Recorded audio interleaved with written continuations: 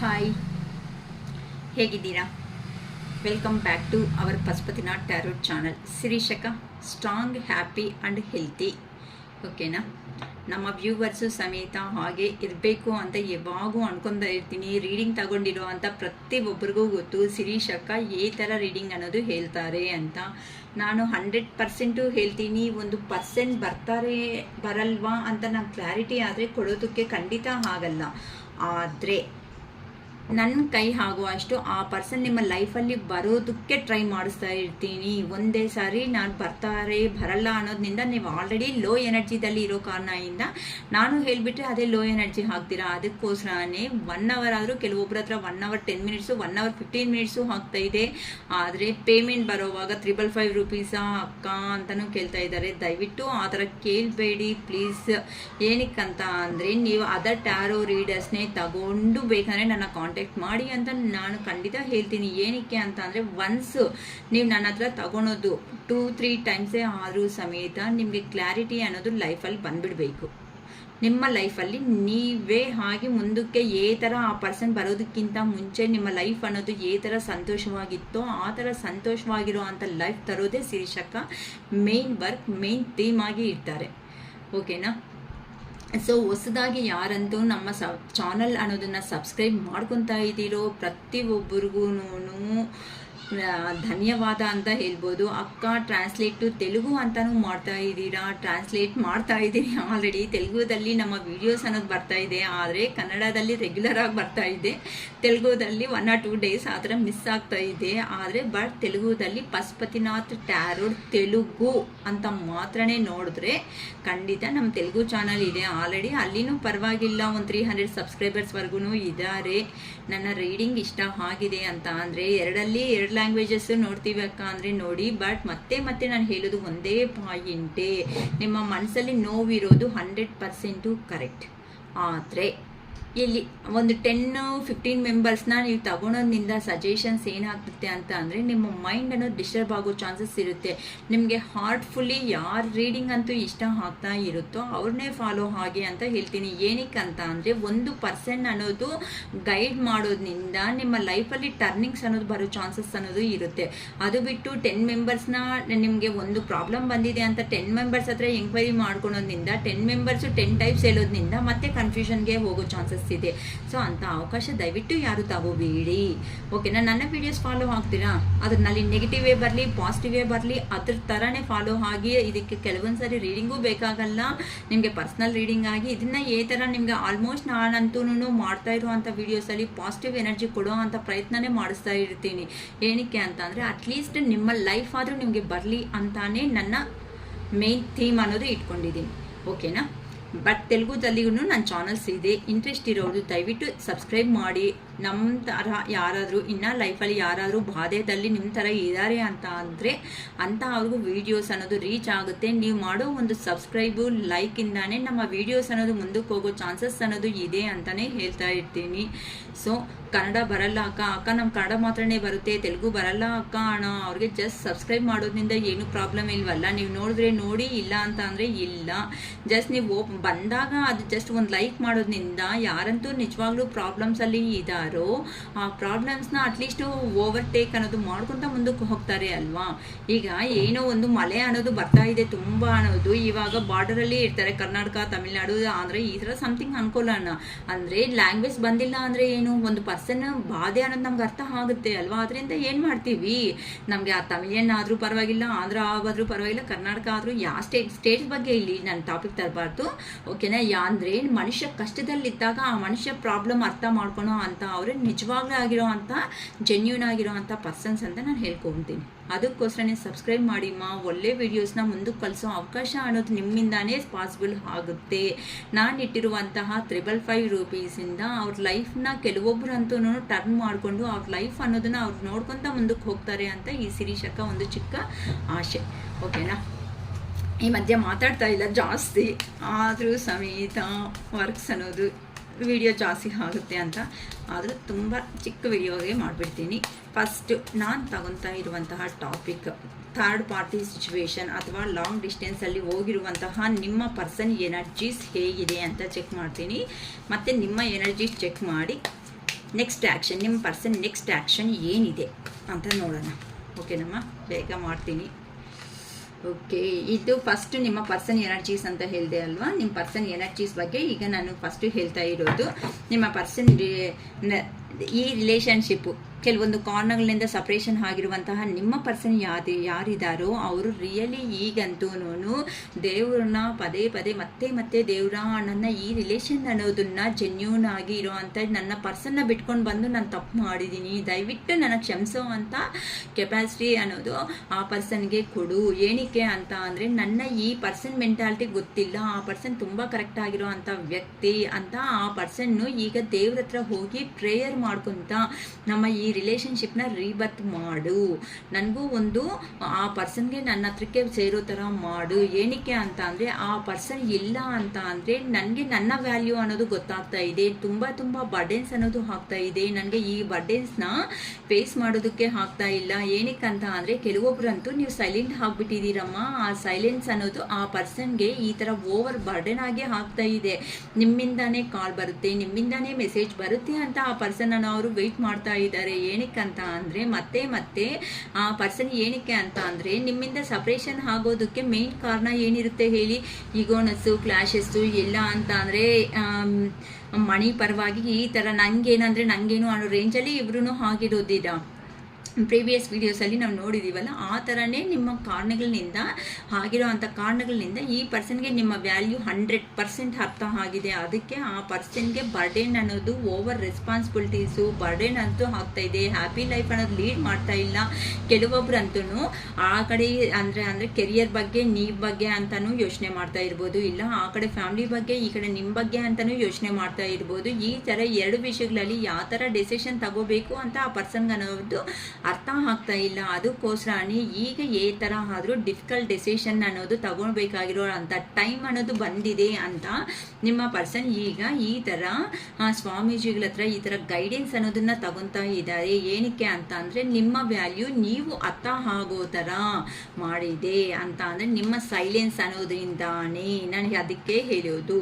ಈಗ ನಿಮ್ಮ ಸೈಲೆನ್ಸಿಂದಾನೇ ಈ ಪರ್ಸನ್ಗೆ ರಿಯಲೈಸೇಷನ್ ಸ್ಟಾರ್ಟ್ ಆಗಿದೆ. ಅದಕ್ಕೆ ಸೈಲೆಂಟಾಗಿ ಆಗಿಬಿಡಿ ಅಮ್ಮ. ಕೆಲವೊಂದು ಸಾರಿ ನಾವು ಮಾಡೋ ಪ್ರಯತ್ನಕ್ಕಿಂತ ಯೂನಿವರ್ಸ್ ಮಾಡೋ ಪ್ರಯತ್ನ ಅನ್ನೋದ್ರಿಂದಾನೇ ರಿಲೇಷನ್ ಸಕ್ಸಸ್ ಆಗುತ್ತೆ ಅಂತ ಶಿರೀಷಕ್ಕ ಯಾವಾಗೂ ಹೇಳ್ತಾನೇ ಇರ್ತಾರೆ ಅಲ್ವಾ. ಓಕೆನಾ, ಈಗ ನಿಮ್ಮ ಎನರ್ಜೀಸ್ ಹೇಗಿದೆ, ನಿಮ್ಮ ಪರ್ಸನ್ಸ್ ಮೇಲೆ ನಿಮ್ಮ ಎನರ್ಜೀಸ್ ಅನ್ನೋದು ಹೇಗಿದೆ ಅಂತ ನೋಡ್ತಿದ್ದೀನಿ. ಓಕೆನಾ, ನಮ್ಮ ವ್ಯೂವರ್ಸ್ ಎನರ್ಜೀಸ್ ಹೇಗಿದೆ ಪ್ಲೀಸ್ ಹೇಳಿ ಯೂನಿವರ್ಸ್. ನಮ್ಮ ವ್ಯೂವರ್ಸ್ ಎನರ್ಜೀಸ್ ಪ್ರೆಸೆಂಟ್ ಹೇಗಿದೆ?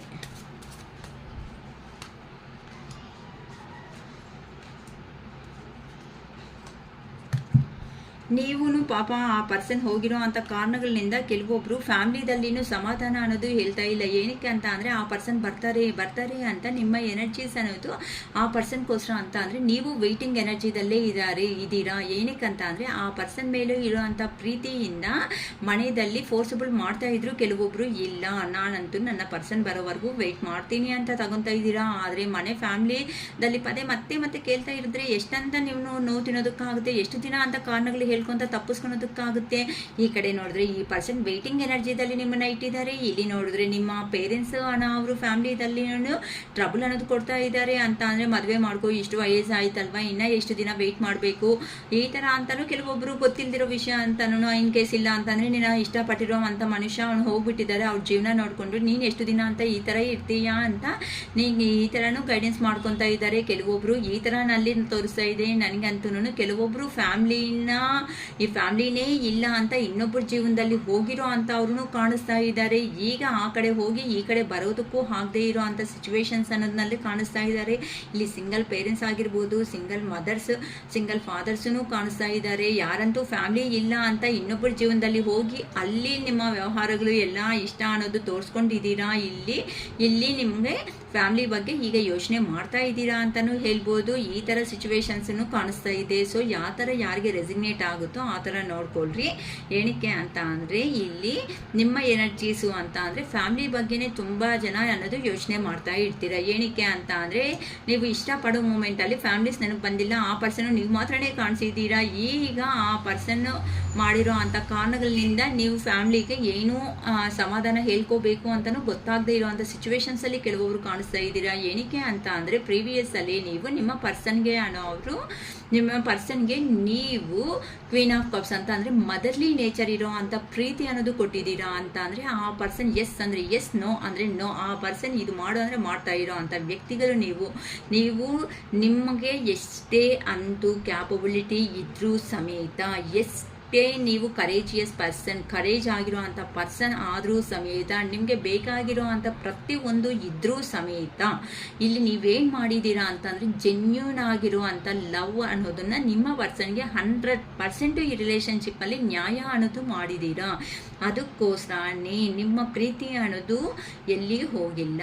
ಆ ಪರ್ಸನ್ ಮತ್ತೆ ನಿಮಗೋಸ್ಕರ ಅಲ್ಲಿ ನೋಡಿದ್ರಲ್ಲ, ನಿಮ್ಮ ಪರ್ಸನ್ ಎನರ್ಜಿದಲ್ಲಿನೂ ನಾನು ನೋಡಿದ್ದೀನಿ, ರೀಬರ್ತ್ ಮಾಡಬೇಕು, ನನ್ನ ಪರ್ಸನ್ ಹತ್ರಕ್ಕೆ ಹೋಗಿ ಈ ಥರ ಜೆನ್ಯೂನ್ ಲವ್ ಅಂತೂ ಯಾರು ಕೊಟ್ಟಿದ್ದೀರೋ ಅಂತ ಅವ್ರಿಗೆ ಯೂನಿವರ್ಸೇ ನ್ಯಾಯ ಅನ್ನೋದನ್ನ ಖಂಡಿತ ಮಾಡುತ್ತೆ. ಅಷ್ಟವರೆಗೂ ಅಂತೆ ನೀವು ಮಾಡಬೇಕಾಗಿರೋ ಕೆಲಸಗಳಲ್ಲಿ ನೀವಂತೆ ಮುಂದಕ್ಕೆ ಅನ್ನೋದು ಹೋಗಿ. ನೀವು ದಯವಿಟ್ಟು ಸ್ಟಾಪ್ ಅನ್ನೋದನ್ನ ಮಾಡ್ಕೋಬೇಡಿ. ನಿಮಗೆ ನೀವೇ ಹೀರಾಗಿ. ಏನಕ್ಕೆ ಅಂತ ಅಂದರೆ ನಾನು ನಿಮಗೆ ಸಪೋರ್ಟ್ ಮಾಡ್ತಾ ಇದ್ದೀನಿ ಅಂತ ಯೂನಿವರ್ಸ್ ಕಡೆಯಿಂದನೂ ಆನ್ಸರ್ಸ್ ಬರ್ತಾ ಇದೆ.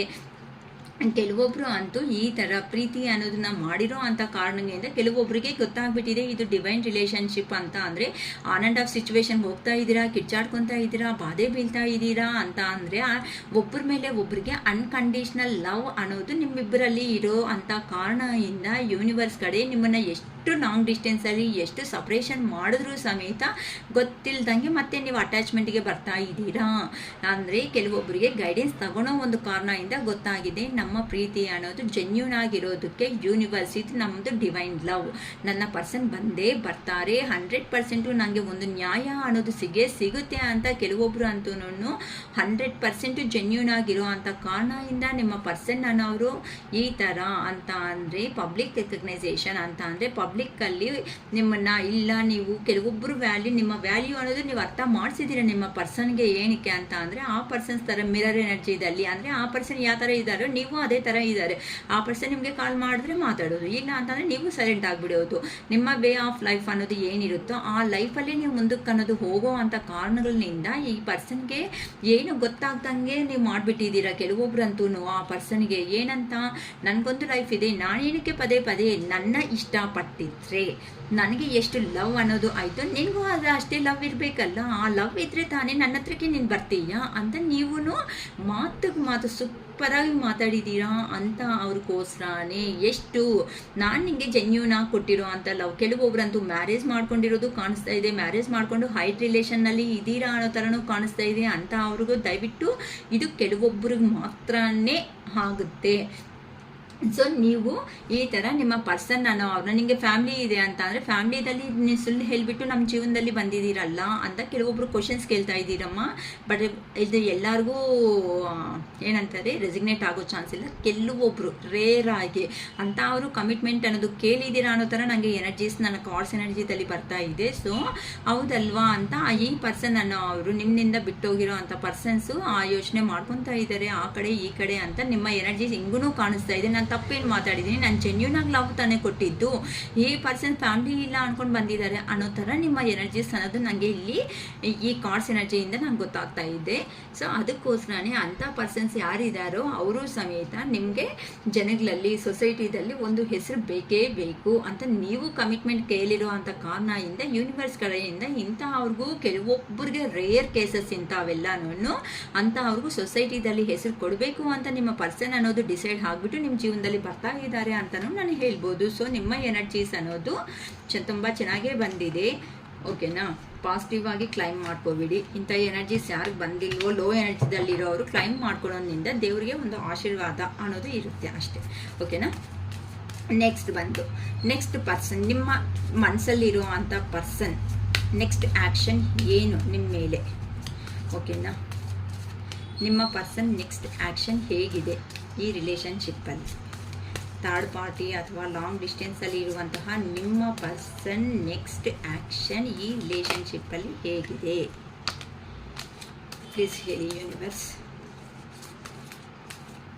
ನಿಮಗೆ ಕಾರ್ಡ್ ಶಫಲ್ಸ್ ಎಲ್ಲ ಅಂದರೆ ನಾನು ಸ್ವಲ್ಪ ಟೈಮ್ ತೊಗೊತಾ ಇರ್ತೀನಿ ಕಾರ್ಡ್ ಶಫಲ್ ಮಾಡೋದಕ್ಕೆ. ಏನಕ್ಕಂತ ಅಂದರೆ ತುಂಬ ನಾವು ಕಾರ್ಡ್ ಶಫಲ್ಸ್ ಮಾಡೋದ್ರಿಂದ ಏನಾಗುತ್ತೆ ಅಂತ ಅಂದರೆ ನಿಮ್ಮ ಕಾನ್ಸಂಟ್ರೇಷನ್ ಇಲ್ಲೇ ಇರೋದ್ರಿಂದ ನೀವು ನೆಗೆಟಿವ್ ಎನರ್ಜಿ ಹೋಗಲ್ಲ. ನಿಮ್ಮ ಮತ್ತೆ ನಿಮ್ಮ ಪರ್ಸನ್ ನೇಮ್ ಅನ್ನೋದನ್ನು ರಿಮೆಂಬರ್ ಮಾಡಿಕೊಂಡು ಅವ್ರ ಫೇಸ್ ಅನ್ನೋದನ್ನು ಇಮ್ಯಾಜಿನ್ ಮಾಡ್ಕೊತಾ ಇರೋ ಕಾರಣದಿಂದ ಈ ಎನರ್ಜೀಸ್ ಅನ್ನೋದು ಅವ್ರಿಗೆ ಕನೆಕ್ಟ್ ಆಗೋ ಚಾನ್ಸಸ್ ಅನ್ನೋದು ಇರುತ್ತೆ. ಅದಕ್ಕೋಸ್ಕರನೇ ಕಾರ್ಡ್ ಶಫಲ್ಸ್ಗೆ ನಾವು ಸ್ವಲ್ಪ ಟೈಮ್ ಅನ್ನೋದು ತಗೊತಾ ಇರ್ತೀವಿ. ಮತ್ತು ಎಷ್ಟು ಸಾರಿ ಮಾಡ್ತಾರೆ ಅಕ್ಕ ಅಂತ ಯಾರೂ ಬೇಜಾರು ಮಾಡ್ಕೋಬೇಡಿ. ಓಕೆ ನೋಡಿದ್ದ ಚಾರಿಯಟ್ ಫಸ್ಟ್ ಕಾರ್ಡೇ ಈ ರಿಲೇಷನ್ಗೆ ನ್ಯಾಯ ಅನ್ನೋದನ್ನ ಮಾಡಲೇಬೇಕು ಅಂತ ಡಿಸೈಡ್ ಆಗಿದ್ದಾರೆ ಅಮ್ಮ. Next 6 of cups. Okay, next ಬಂತು king of wands,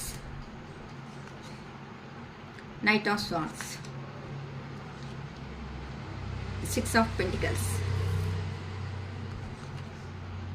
5 of wands, the sun, the moon, 7 of wands, 2 of swords, the empress. ಕಾಣಿಸ್ತಾ ಇದೆಯಲ್ಲಮ್ಮ? ಓಕೆ, ಇನ್ನು ರೀಡಿಂಗ್ ಸ್ಟಾರ್ಟ್ ಮಾಡಿಬಿಡೋಣ. ಈಗ ಈ ರಿಲೇಷನ್ಶಿಪ್ಪಲ್ಲಿ ನಿಮ್ಮ ಪರ್ಸನ್ ತಗೊಳ್ಳೋ ಅಂತ ಸಪ್ರೇಷನ್ ಆಗಿರೋ ಅಂಥ ನಿಮ್ಮ ಪರ್ಸನ್ ಅಥವಾ ಥರ್ಡ್ ಪಾರ್ಟಿ ಸಿಚುವೇಷನಲ್ಲಿ ಹೋಗಿರೋ ಅಂತಹ ನಿಮ್ಮ ಪರ್ಸನ್ ನೆಕ್ಸ್ಟ್ ಆ್ಯಕ್ಷನ್ ಇದ್ರ ಮೇಲೆ ಹೇಗಿದೆ ಅಂತ ನಾನು ನೋಡ್ತಾ ಇದ್ದೀನಿ. ಸೊ ಇಲ್ಲಿ ಫಸ್ಟ್ ಕಾರ್ಡ್ಸಲ್ಲೇ ಹೇಳಿಬಿಡ್ಬೋದು ದ ಚಾರಿಯಟ್ ಅಂತ ಅಂದರೆ ಇಲ್ಲಿ ಮೂವ್ಮೆಂಟ್ ಅನ್ನೋದು ಸ್ಟಾರ್ಟ್ ಮಾಡ್ತಾ ಇದ್ದಾರೆ. ನಿಮ್ಮ ಪರ್ಸನ್ ಇನ್ನು ಆ್ಯಕ್ಷನ್ ಮೋಡ್ ಅನ್ನೋದು ತಗೋಬೇಕು. ಈ ರಿಲೇಷನ್ಶಿಪ್ಪಲ್ಲಿ ನೀವು ಸ್ಟ್ರಕ್ ಎನರ್ಜಿದಲ್ಲಿ ಇದ್ದು ಆ ಪರ್ಸನು ಸ್ಟ್ರಕ್ ಎನರ್ಜಿದಲ್ಲಿ ಇದೆ ಅಂತಂದರೆ ಮೂವ್ ಮಾಡಿಸೋರು ಯಾರು, ಯಾವ ಕಡೆ ಮೂವ್ ಆಗುತ್ತೆ?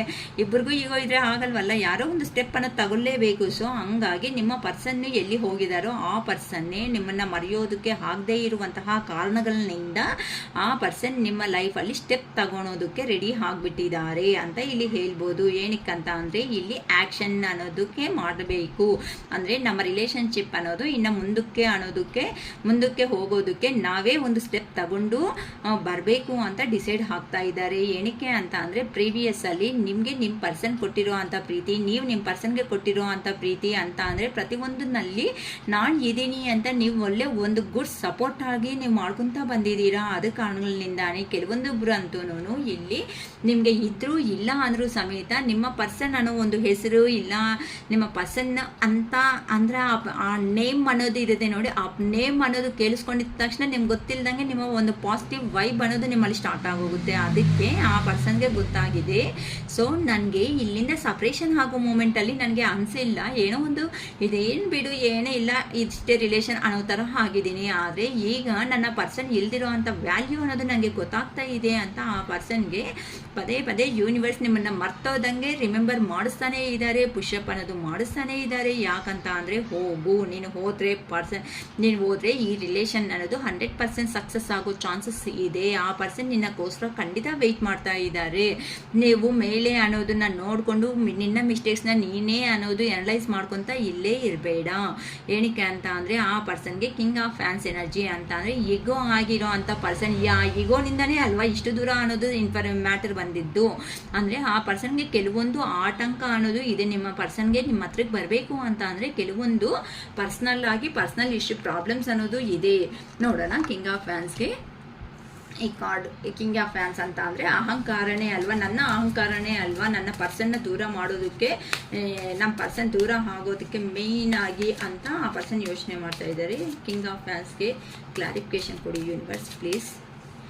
ಕಿಂಗ್ ಆಫ್ ಫ್ಯಾನ್ಸ್ಗೆ ಕ್ಲಾರಿಫಿಕೇಶನ್ ಅಂತ ಅಂದರೆ ಆ ಪರ್ಸನ್ ಅಹಂಕಾರ ಏನು ಕಾರಣಗಳಿಂದ ನಿಮ್ಮ ಹತ್ರಕ್ಕೆ ಬರೋದಕ್ಕೆ ಆಗ್ತಾ ಇಲ್ಲ ಅಂತ ಕೆಲವೊಂದು ಪ್ರಾಬ್ಲಮ್ಸ್ ಅಂತ ಇಲ್ಲಿ ನೋಡಿ. ಆ ಪರ್ಸನ್ ಈಗೋನೆಸ್ಸು ಇಷ್ಟ ಇದೆ, ಆ ಪರ್ಸನ್ಗೆ ಈಗೋ ಇದೆ. ಆದರೆ ಇಲ್ಲಿ ಕೆಲವೊಂದು ಆತಂಕ ಇದ್ರೂ ಸಮೇತ ಆ ಪರ್ಸನ್ಗೆ ಬರೋದಕ್ಕೆ ಏನು ಮೇಯ್ನ್ ಆಗಿ ಏನು ಆತಂಕ ಏನು ಪ್ರಾಬ್ಲಮ್ ಇದೆ ಅಂತ ನೋಡೋಣ. ಏನಕ್ಕೆ ಅಂತ ಅಂದರೆ ಈಗ ಆ ಪರ್ಸನ್ ಯೋಚನೆ ಮಾಡ್ತಾ ಇದ್ದಾರೆ ನಿಮ್ಮ ಲೈಫಲ್ಲಿ ಒಂದು ಮೆಜಿಷಿಯನ್ ಆಗಿ ಅಂತ ಅಂದರೆ ಆ ಪರ್ಸನ್ ಏನು ಮಾಡಿದಾರೋ ಅದೇ ಥರ ನೀವು ಪೋರ್ಟ್ರೇಟ್ ಮಾಡಿದಿರೋ ಮೆಜಿಷಿಯನ್ ಅಂತ ಅಂದರೆ ಇಲ್ಲಿ ಒಂದು ಮಿರರ್ ಎನರ್ಜಿ ಅಂತ ಅಂದರೆ ಈಗ ಆ ಪರ್ಸನ್ನು ಒಂದು 5 ಟೈಮ್ಸ್ ನಿಮಗೆ ಚೆನ್ನಾಗಿ ಮಾತಾಡಿದ್ದೀರಾ ಅನ್ಕೊಳ್ರಿ, ಆ ಪರ್ಸನಿಂದ 2 ಸಾರಿ ಕಾಲ್ ಬಂದಿದೆ, ನಿಮ್ಮ ಕಡೆಯಿಂದ 2 ಸಾರಿ ಕಾಲ್ ಆಗಿದೆ, ಆ ಪರ್ಸನಿಂದ 3 ಮೆಸೇಜಸ್ ಬಂದಿದೆ, ನಿಮ್ಮಿಂದ 3 ಮೆಸೇಜಸ್ ಹೋಗಿದೆ.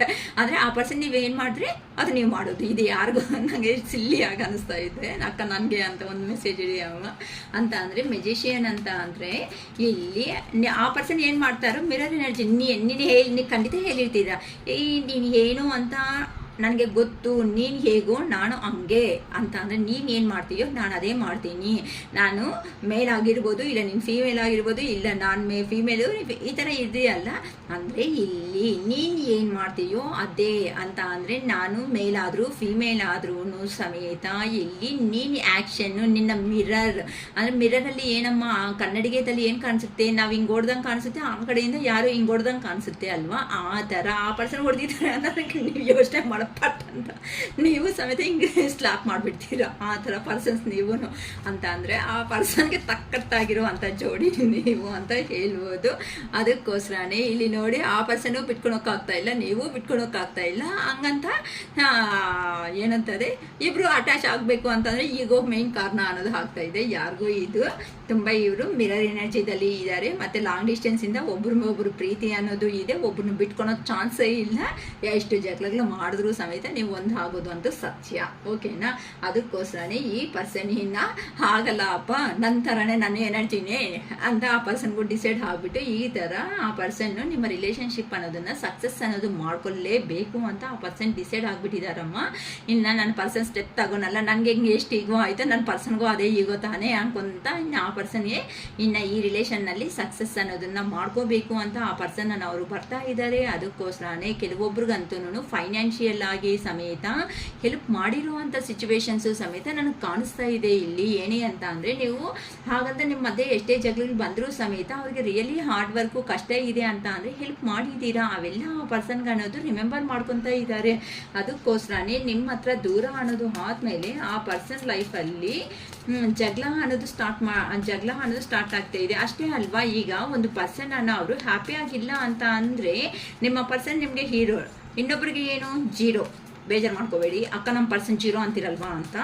ಏನಕ್ಕೆ ಅಂತ ಅಂದರೆ ಅಷ್ಟೇ ಅಲ್ಲಮ್ಮ, ನಿಮ್ಮ ಪರ್ಸನ್ ಅಂತ ಅಂದರೆ ನೀವು ವ್ಯಾಲ್ಯೂ ಕೊಡ್ತೀರಾ, ಯಾರೋ ನಿಮ್ಮ ಪರ್ಸನ್ ಹೆಸರು ಹೇಳಿದ್ರೆ ಅವ್ರು ಯಾರು ಅಂತ ನಾನು ಕೇಳ್ತೀನಿ, ಕರೆಕ್ಟ್ ಅಲ್ವಾ. ಅದನ್ನ ತಪ್ಪಾಗಿ ತಿಳ್ಕೊಳೋ ಅಂಥದ್ದು ಏನೂ ಇಲ್ಲ. ಈಗ ಆ ಪರ್ಸನ್ಗೆ ನೋಡಿ ಎಷ್ಟು ಚೆನ್ನಾಗಿ ಇಲ್ಲಿ ನೀಟಾಗಿ ಎಕ್ಸ್ಪ್ಲೇನ್ ಮಾಡ್ತೀನಿ, ನಾನು ಕ್ಲಾರಿಟಿ ಕೊಡ್ತೀನಿ. ಆ ಪರ್ಸನ್ಗೆ ನಿಮ್ಮಿಂದ ದೂರ ಅನ್ನೋದು ಆದಮೇಲೆ ಆ ಪರ್ಸನ್ನು ಈ ಥರ ನಿಮ್ಮಿಂದ ತಗೊಂಡಿರೋ ಅಂಥ ಸಹಾಯ ಏನಾಯಿತು ಅದೆಲ್ಲ ನೆನಪು ಬರ್ತಾ ಇದೆ. ಈಗ ಆ ಪರ್ಸನ್ ಲೈಫಲ್ಲಿ ನೀಟಾಗಿ ಈ ಥರ ಜಗಳ ಅನ್ನೋದು ಆಗ್ತಾ ಇದೆ.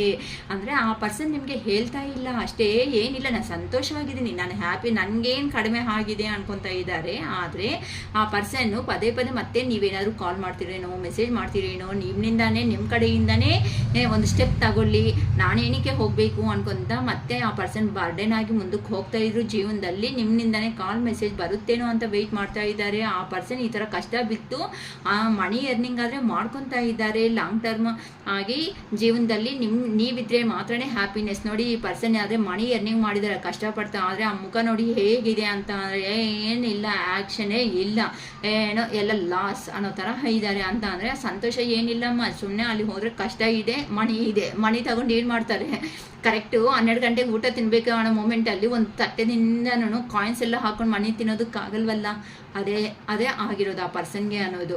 ಈ ಥರ ಲಾಂಗ್ ಟರ್ಮ್ ಆಗಿ ನಾನು ಸಂತೋಷ ಕೊಡೋ ಅಂಥ ಪರ್ಸನ್ ನನ್ನ ಜೀವನದಲ್ಲಿ ಯಾರಿದ್ದಾರೆ ಅಂತ ಯೋಚನೆ ಮಾಡಿದ್ರೆ that is one and only you ಅಂತ ಗೊತ್ತಾಗಿದೆ. ಅಂದರೆ ನೀವೇ. ಸೊ ನನ್ನ ಪರ್ಸನ್ನೇ ನನಗೆ ತಕ್ಕಟ್ಟಾಗಿರೋ ಅಂಥ ಪರ್ಸನ್. ಆ ಪರ್ಸನ್ ಬಿಟ್ಟರೆ ನನ್ನ ಅರ್ಥ ಮಾಡ್ಕೊಳೋರು ಇಲ್ಲ, ನನಗೆ ಹೆಲ್ಪ್ ಮಾಡೋರು ಇಲ್ಲ. ಏನಕ್ಕೆ ಅಂತ ಅಂದರೆ ದ ಸನ್ ಎನರ್ಜಿದಲ್ಲಿ ನೀವು ಇದ್ದೀರಾ. ಆಲ್ರೆಡಿ ಮಿರರ್ ಎನರ್ಜಿ ಬಂತು, ದ ಸನ್ ಎನರ್ಜಿ ಅಂದರೆ ತುಂಬ ಪಾಸಿಟಿವ್ ಬಂದುಬಿಟ್ಟಿದ್ದೀರಾ ಅಂತ. ಅಂದರೆ ಕೆಲವೊಬ್ಬರು ರೀಡಿಂಗ್ಸಲ್ಲಿ ತಗೊಳೋದ್ರಿಂದ ಇಲ್ಲ, ಕೆಲವೊಬ್ರು ಪರ್ಸ್ನಲ್ ರೀಡಿಂಗ್ ತಗೊಳೋದ್ರಿಂದ ನೀವು ತುಂಬ ಸನ್ ಎನರ್ಜಿಗೆ ಬಂದುಬಿಟ್ಟಿದ್ದೀರಾ. ಯಾರೇ ನೀವು ಬಂದರೆ ಬಾ, ಹೋದರೆ ಹೋಗಿ, ಐ ಆಮ್ ಅನ್ನೋ ರೇಂಜಲ್ಲಿ ನೀವಿದ್ದೀರಾ ಅಂತ. ಅಂದರೆ ನನಗೆ ನಾನೇ ಮೈ ಸೆಲ್ಫ್ ಅಂತ ನೀವು ಅನ್ಕೊತಾ ಇದ್ದೀರಾ, ನನಗೆ ನಾನೇ ಅನ್ನೋ ರೇಂಜಲ್ಲಿ ನೀವಿರೋದಕ್ಕೆ ಈಗ ನಿಮ್ಮ ಪರ್ಸನ್ಗೆ ಇನ್ನು ಭಯ ಅನ್ನೋದನ್ನು ಸ್ಟಾರ್ಟ್ ಮಾಡಿಸ್ಬಿಟ್ಟಿದ್ದೀರಾ. ಇಷ್ಟು ದಿನ ನೀವೇನು ಮಾಡ್ತಾಯಿದ್ರಿ, ನೀವು ಭಯ ಬೀಳ್ತಾ ಇದ್ದೀರಾ. ಏನಂತ, ಅಯ್ಯೋ ನನ್ನ ಪರ್ಸನ್ ಬರ್ತಾರೋ ಬರಲ್ಲ, ನನ್ನ ಕತೆ ಇಷ್ಟೇನೇನು, ಇನ್ನು ಮುಗೀತೇನೋ ಅನ್ನೋ ರೇಂಜಲ್ಲಿ ನೀವು ಭಯ ಬಿದ್ದಿದ್ದೀರಾ. ಇಲ್ಲ ಈ ರಿಲೇಷನ್ಶಿಪ್ ಅನ್ನೋದು ಇನ್ನೂ ಎಂಡ್ ಆಗಿಲ್ಲ. ನೀವು ಅನ್ಕೊಂಡ್ರೆ ಎಂಡ್ ಆಗಲ್ಲ ಈ ರಿಲೇಷನ್ಶಿಪ್ ಅನ್ನೋದು. ಯೂನಿವರ್ಸ್ನು ಅನ್ಕೋಬೇಕು ಅನ್ಕೊಂತ ಆ ಪರ್ಸನ್ ಅನ್ಕೊಂತ ಇದ್ದಾರೆ. ಇನ್ನು ಈ ರಿಲೇಷನ್ಶಿಪ್ ಯಾರಂತೂ ನಮ್ಮ ರಿಲೇಷನ್ಶಿಪ್ ಎಂಡ್ ಆಯಿತು ಅನ್ಕೊತಾ ಇದ್ದೀರೋ, ಇಲ್ಲ ಅಮ್ಮ, ಯೂನಿವರ್ಸ್ ಕಡೆಯಿಂದ ನಿಮಗೆ ರಿಯೂನಿಯನ್ಸ್ ಈ ಥರ ಎನರ್ಜೀಸ್ ಯಾರಿಗಿರುತ್ತೋ ಅವ್ರ ಬಗ್ಗೆ ಮಾತ್ರನೇ ನಾನು ಹೇಳ್ತೀನಿ. ಅಕ್ಕ ಮತ್ತು ನಮ್ಮ ಪಾರ್ಟ್ನರ್ ರಿಯೂನಿಯನ್ ಅಂದರೆ ನಾನು ಏನೂ ಮಾಡೋಕ್ಕಾಗಲ್ಲ. ನಾನು ರೀಡಿಂಗ್ ಕೊಟ್ಟಿರೋ ಪ್ರತಿಯೊಬ್ಬರಿಗೂ ಹೇಳ್ತಾ ಇದ್ದೀನಿ, ಬನ್ನಿ ಪಾಸಿಟಿವ್ ಬನ್ನಿ ಅಂತ.